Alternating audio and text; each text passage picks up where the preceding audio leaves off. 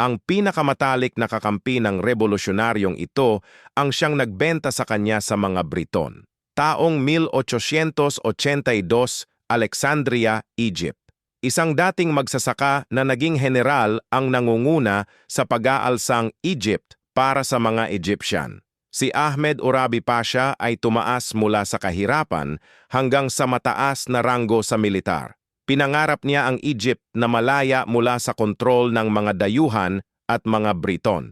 Nagtiwala siya ng lubusan sa Khedive Tewfik, ang ruler ng Egypt. Para sa kanya, magkakasamang lalaban sila para sa kalayaan ng bansa. Ngunit nang dumating ang mga British warship sa Alexandria, may lihim na nangyayari.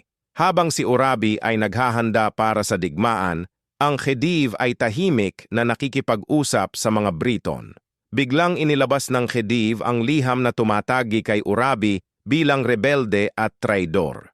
Sumalakay ang mga Briton sa Tel el-Kebir. Natalo ang mga puwersa ni Urabi.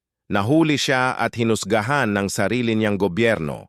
Ipinatapon siya sa Ceylon ng 20 taon habang naging protectorate ng Britain ang Egypt. Ang general na nagtiwala sa maling tao ay si Ahmed Urabi Pasha.